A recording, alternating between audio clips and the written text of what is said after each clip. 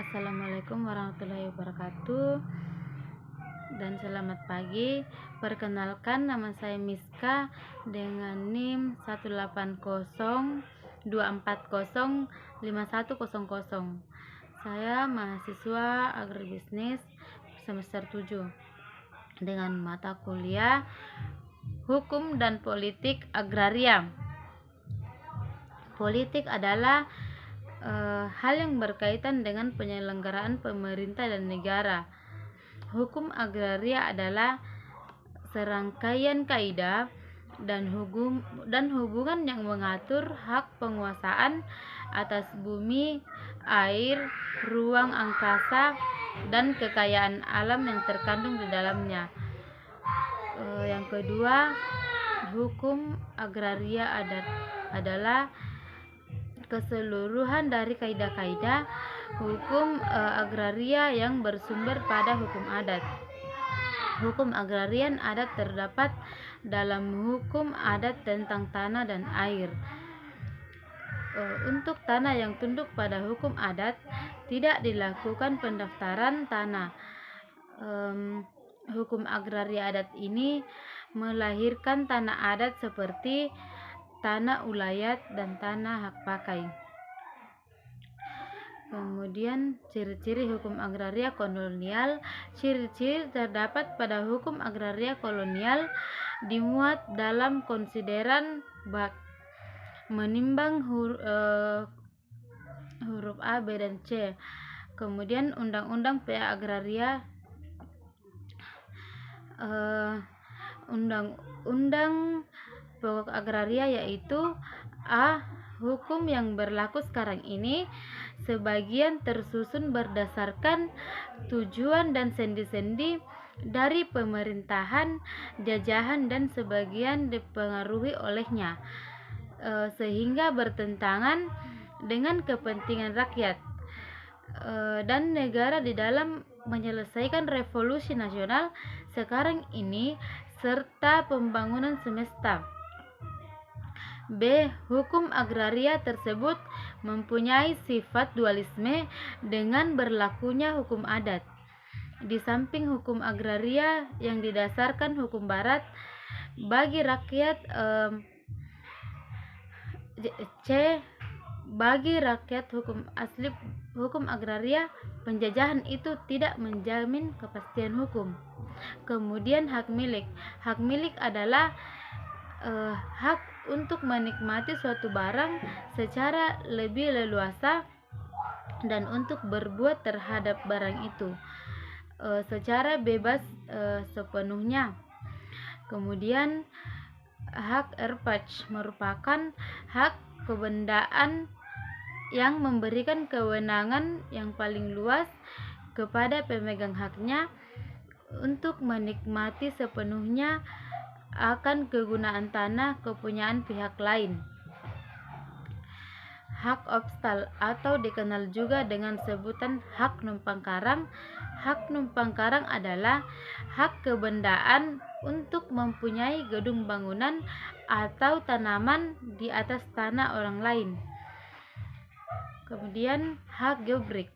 Hak gebrik merupakan hak pakai, yaitu hak pakai atas sebidang tanah pekarangan yang kepada pemakainya hanya boleh mengambil hasil-hasilnya sebanyak yang diperlukan untuk diri sendiri dan seisi rumahnya. Hak milik. Hak milik adalah hak turun-temurun terkuat dan terpenuh yang dapat dimiliki oleh seseorang. Kemudian hak guna usaha adalah hak mengusahakan tanah yang dikuasai langsung oleh negara untuk keperluan melakukan usaha di sektor perkebunan, perikanan, pertanian, dan peternakan. Kemudian hak guna bangunan. Hak guna bangunan adalah hak untuk mendirikan dan mempunyai bangunan-bangunan atas tanah yang bukan miliknya sendiri. Yang keempat, hak pakai. Hak untuk menggunakan dan memungut hasil dari tanah yang dikuasai langsung oleh negara atau tanah milik orang lain, yang memberi wewenang dan kewajiban kepada seseorang yang ditentukan dalam perjanjian oleh pejabat atau pemilik tanah. Yang kelima, hak sewa seseorang atau suatu badan hukum mempunyai hak sewa atas tanah apabila ia berhak mempergunakan tanah milik orang lain untuk keperluan bangunan dengan membayar kepada pemiliknya sejumlah uang sebagai sewa. Kemudian, pengendaan tanah adalah kegiatan menyediakan tanah dengan cara memberi ganti kerugian yang layak dan adil kepada pihak yang berhak. Pengadaan tanah untuk kepentingan umum bertujuan menyediakan tanah bagi pelaksanaan pembangunan, meningkatkan kesejahteraan dan kemakmuran bangsa, negara, dan masyarakat dengan tetap menjamin kepentingan hukum pihak yang berhak. Kemudian contohnya, pembangunan jalan umum, jalan tol, pembangunan bendungan, pembangunan irigasi, pembangunan terminal, dan lain. Konflik agraria timbul sebagai akibat dari adanya ketidakserasian dan kesenjangan terkait sumber-sumber agraria yang tidak lain adalah sumber daya alam. Sengketa tanah. Menghadapi hal tersebut, Anda sebaiknya tidak sembarang memberikan sertifikat tanah miliknya kepada orang lain. Kemudian